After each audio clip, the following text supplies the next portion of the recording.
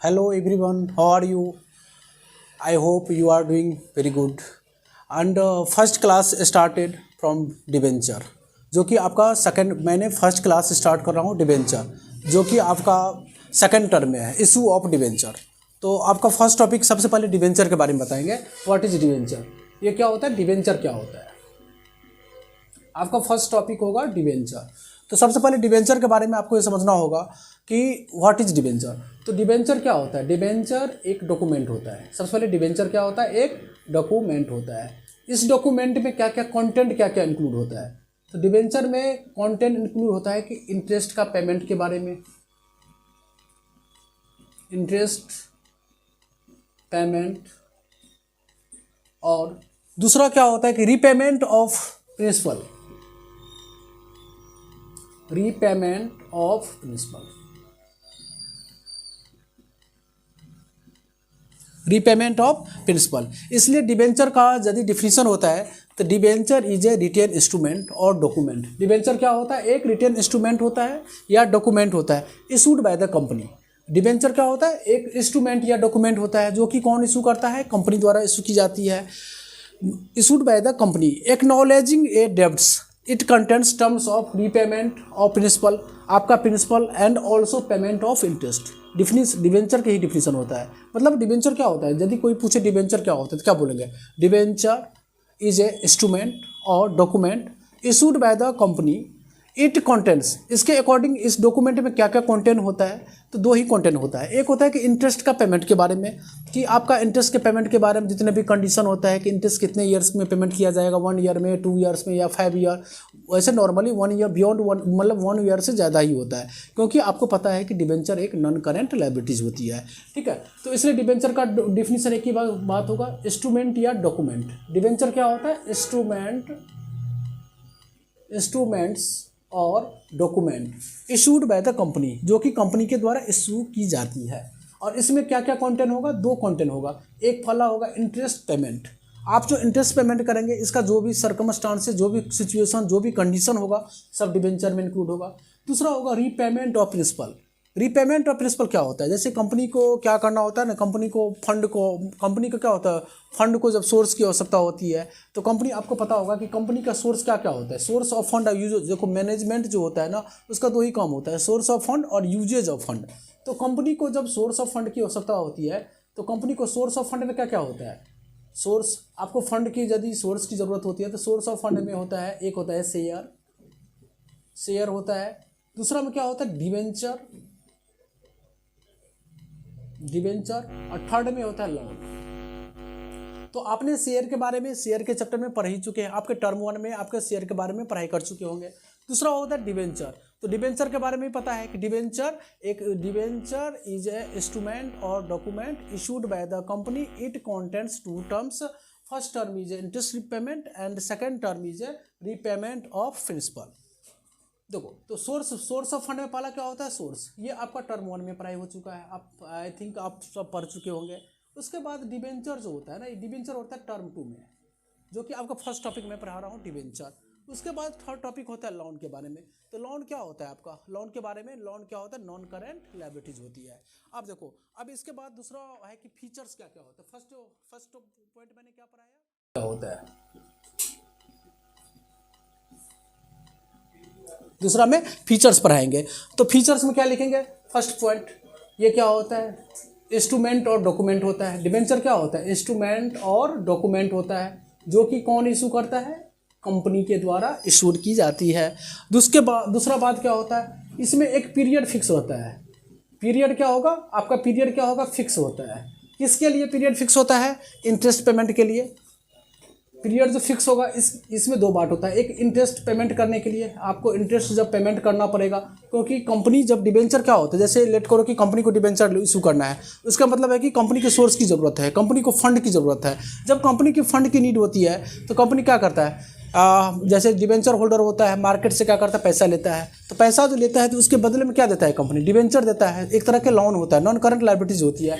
अब इसके बदले में कंपनी क्या देंगे आपको, 2 चीज़ देंगे। जो जितने पैसे कंपनी लेते हैं लोन के रूप में, डिबेंचर से आपने जितने पैसे कलेक्ट करते हैं, तो एक समय के बाद क्या करता है, इस प्रिंसिपल को भी पेमेंट करते हैं। और इंटरेस्ट जो होता है ना हमेशा जो होता है हाफ ईयरली भी हो सकता है, क्वार्टरली भी हो सकता है, ईयरली भी हो सकता है, जो भी होगा इस पीरियड के अकॉर्डिंग क्या होगा, डिबेंचर का आपको इंटरेस्ट पेमेंट करना पड़ता है। इंटरेस्ट इसलिए मैंने क्या बोला हूँ, पीरियड क्या होना चाहिए, फिक्स होना चाहिए। किसके लिए पीरियड फिक्स होना चाहिए, इंटरेस्ट पेमेंट के लिए और रीपेमेंट ऑफ प्रिंसिपल के लिए, रीपेमेंट ऑफ प्रिंसिपल,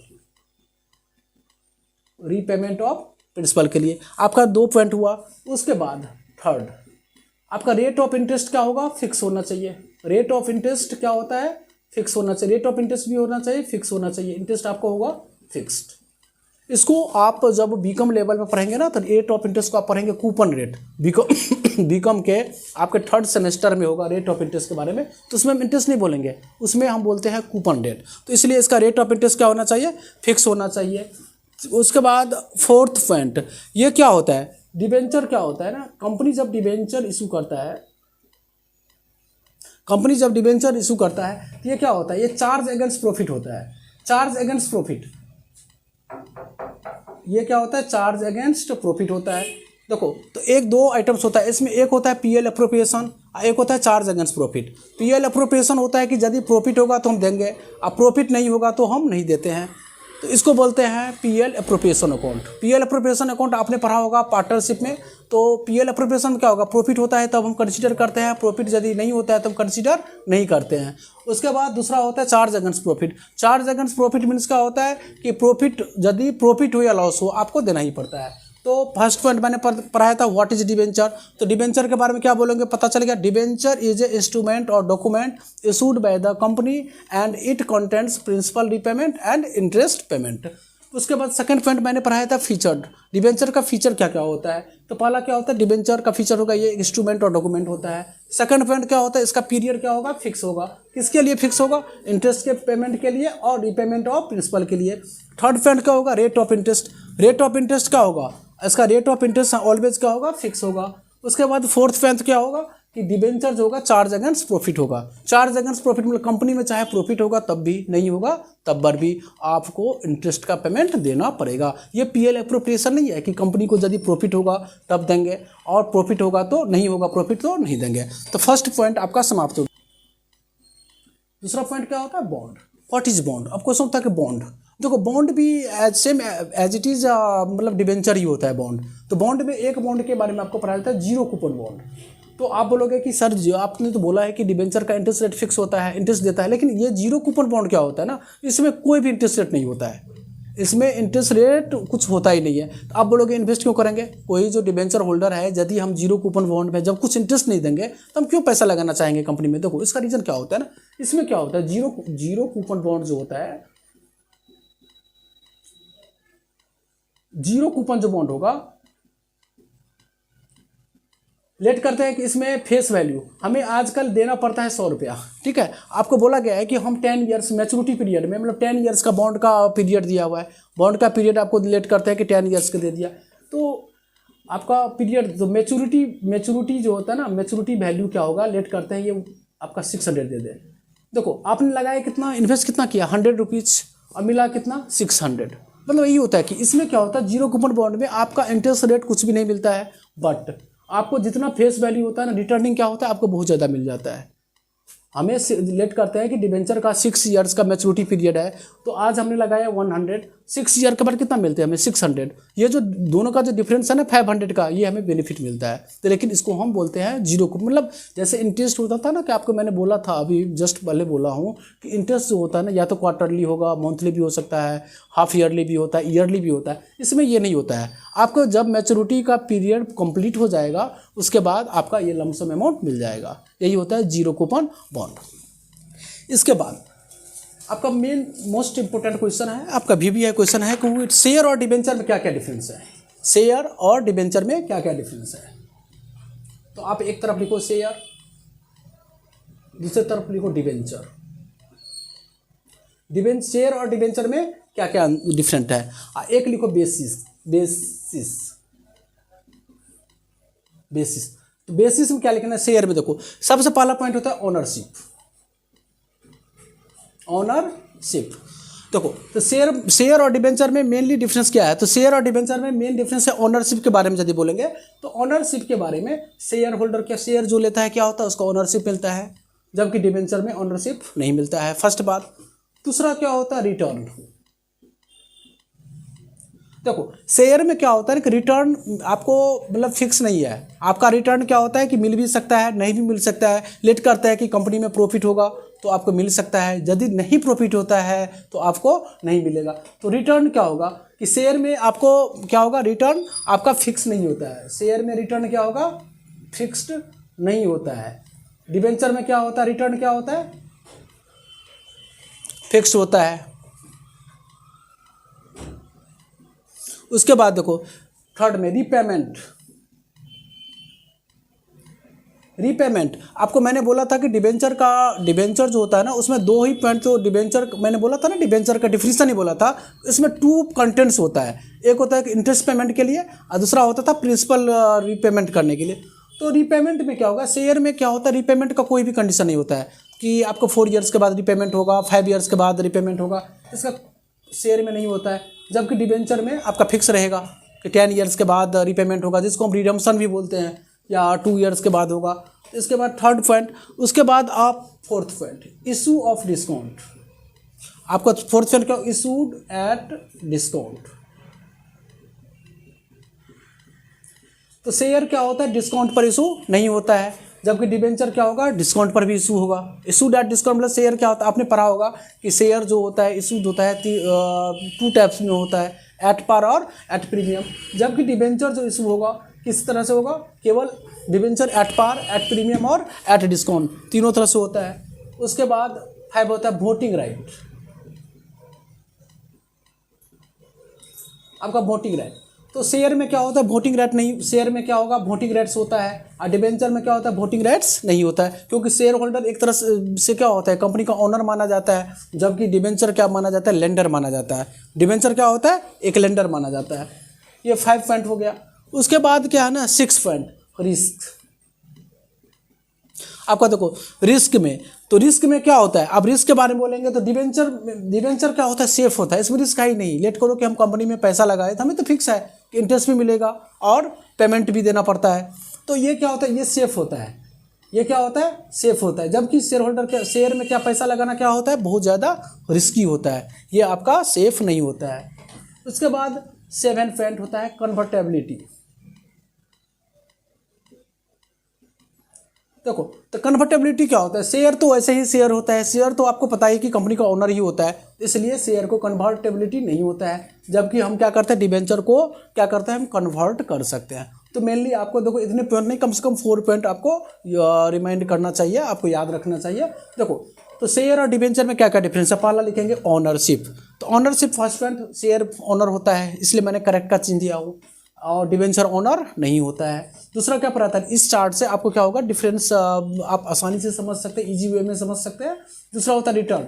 शेयर में क्या होता है ना कि आपका फिक्स रिटर्न नहीं है, फिक्स रेट नहीं है, हमें पता नहीं है कि कितना मिलेगा नहीं मिलेगा। जबकि डिबेंचर में आपका डिबेंचर का डेफिनेशन में ही बता चुका था कि आपका फिक्स रेट है। शेयर में क्या होता है कि रीपेमेंट, जैसे आपने 1 लाख का रिलायंस कंपनी का शेयर परचेज कर लिया तो जरूरी नहीं है कि रिलायंस कंपनी आपके शेयर के बदले में रीपेमेंट करेंगे, जबकि डिबेंचर में रीपेमेंट फिक्स होता है।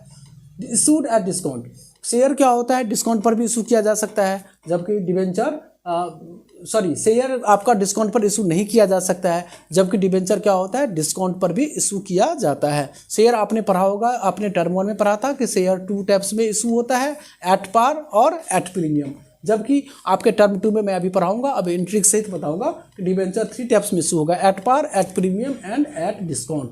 वोटिंग राइट, शेयर पर क्या होगा? आपको वोटिंग राइट मिलता है, जबकि डिबेंचर पर वोटिंग राइट नहीं मिलता है। शेयर रिस्की, बहुत ज़्यादा रिस्की होता है, आपने पैसा लगाया, हो सकता है कि कंपनी का प्रॉफिट नहीं होगा तो आपको कुछ भी डिविडेंड नहीं मिलेगा, जबकि इसमें सेफ होता है कन्वर्टेबिलिटी। शेयर को आप कन्वर्ट, शेयर जो है, शेयर तो ऑलरेडी शेयर होता है तो इसको आप कन्वर्ट करने का कोई ऑप्शन नहीं होता है, जबकि डिबेंचर को कन्वर्ट के रूप में शेयर कन्वर्ट किया जा सकता है, डिबेंचर को हम शेयर के रूप में कन्वर्ट कर सकते हैं। इसके बाद हम आते हैं नेक्स्ट पॉइंट पर। नेक्स्ट पॉइंट पे आता है कि शेयर होल्डर और डिबेंचर होल्डर के बारे में।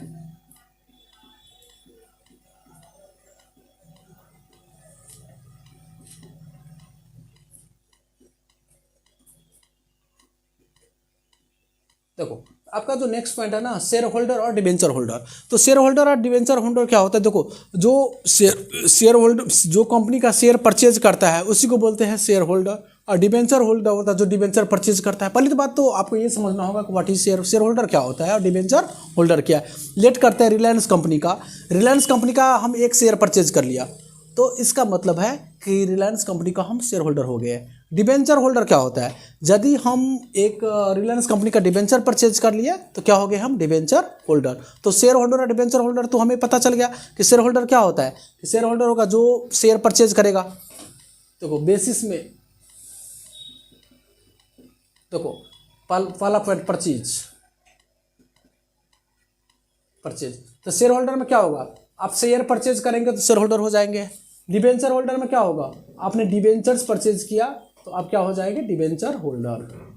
ठीक है, उसके बाद दूसरा ऑनरशिप के बारे में।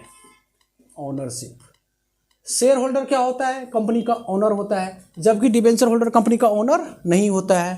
थर्ड पॉइंट कंट्रोल, आपके बुक में बहुत ज़्यादा मतलब पॉइंट में दिया कि मैं इस तरह से चार्ट बना दिया होगा, जिससे क्या होगा कि आपको कभी मतलब आप केवल चार्ट देख लेंगे ना तो आपके शॉर्ट टर्म में क्या होगा, आपको पूरे बेनिफिट मिलेंगे, आप पूरे के पूरे समझ आएंगे। तो जो शेयर परचेज करेगा उसको बोलेंगे शेयर होल्डर, जो डिबेंचर परचेज करेगा उसको डिबेंचर होल्डर बोलेंगे। ऑनरशिप, शेयर होल्डर क्या होगा, कंपनी का ओनर होगा, जबकि डिबेंचर होल्डर ओनर नहीं होता है। उसके बाद थर्ड पॉइंट हम लिखते हैं कंट्रोल, शेयर होल्डर का कंपनी पर कंट्रोल होता है, जबकि इसका क्या होता है कंट्रोल नहीं होता है। उसके बाद हम फोर्थ पॉइंट लिखते हैं रिस्क। रिस्क में क्या होगा कि शेयर होल्डर को क्या होता है, कंपनी में क्या होता है बहुत ज़्यादा रिस्क, शेयर होल्डर का क्या होता है रिस्की होता है, जबकि डिबेंचर होल्डर क्या होता है पूरे के पूरे सेफ होते हैं, ऑलमोस्ट नो रिस्क होता है। इसमें क्या होता है नो रिस्क। आप बोलेंगे सर क्यों नो रिस्क होता है, लेट करो कि आपने 1 लाख रुपीज़ रिलायंस कंपनी में लगाया और कूपन रेट है 10%, डिबेंचर का इंटरेस्ट रेट है 10%, तो आपको क्या होगा 1 लाख आपने इन्वेस्ट किया तो 1 लाख का एट द रेट ऑफ 10%, अरे आपको 10,000 तो इंटरेस्ट मिल ही रहा है, आपको 10,000 इंटरेस्ट भी मिल रहा है, और मैच्योरिटी पीरियड जब होगा, मैच्योरिटी पीरियड के बाद आपको 1 लाख भी तो मिल ही जाएगा। आप कहाँ रिस्क तो है ही नहीं। लेकिन शेयर होल्डर का क्या होगा बहुत ज़्यादा रिस्क होता है, इसका क्या होगा लेट करके कंपनी में प्रॉफिट नहीं हुआ, कंपनी में लॉस हुआ, तो सबसे पहले इसमें डिविडेंड नहीं देंगे, और आपको उसके बाद रीपेमेंट का भी टेंशन होता है। रीपेमेंट को हम बायबैक बोलते हैं, यदि कंपनी लॉस में जाता तो रीपेमेंट करता है नहीं है, बायबैक करता ही नहीं है, जो कि आपने बीकॉम में पढ़ेंगे बायबैक ऑफ शेयर। इसके बाद जो को शेयर होल्डर में 5 पॉइंट आप ये बोल सकते हैं कि शेयर होल्डर में जो रिटर्न मिलता है ना उसको क्या बोलते हैं, हम डिविडेंड बोलते हैं, आपको जो मिलेगा उसको बोलते हैं डिविडेंड। और डिवेंचर में जो आपको रिटर्निंग मिलेगा, रिटर्निंग जो मिलेगा उसको हम बोलते हैं इंटरेस्ट। तो आपका डिवेंचर का इंट्रोडक्शन हो गया। आपके क्लास में डिवेंचर का फर्स्ट क्लास था मेरा, डिवेंचर का मतलब इंट्रोडक्शन के बारे में। आपका डिवेंचर का इंट्रोडक्शन मैंने क्या क्या पढ़ाया, फर्स्ट पॉइंट था व्हाट इज डिवेंचर, सेकंड क्या पढ़ाया फीचर्स ऑफ डिवेंचर। उसके बाद थर्ड पॉइंट क्या मैंने पढ़ाया कि शेयर और डिवेंचर में difference between share and debenture. Fourth point क्या पढ़ाया difference between share holder and debenture holder. इसके बाद आपका अब थ्योरी का पार्ट्स में एक आता है टाइप्स ऑफ डिवेंचर। हाँ, आप लोग का डिवेंचर का मेनली टॉपिक जो था व्हाट इज डिवेंचर पढ़ा दिया मैंने। उसके बाद सेकंड पॉइंट मैंने पढ़ा दिया बॉन्ड का डेफिनेशन पढ़ा दिया मैंने। थर्ड पॉइंट आपको पढ़ाया था difference between share holder and debenture holder, share and debenture. उसके बाद share and difference between share and debenture, difference between share holder and debenture holder. अब आपका नेक्स्ट क्लास होगा ना, नेक्स्ट क्लास में आपका थ्योरी पार्ट्स एक ही बचता है टाइप्स ऑफ डिवेंचर। ये आपका नेक्स्ट क्लास हम स्टार्ट करेंगे टाइप्स ऑफ डिवेंचर। ठीक है, ओके बाय।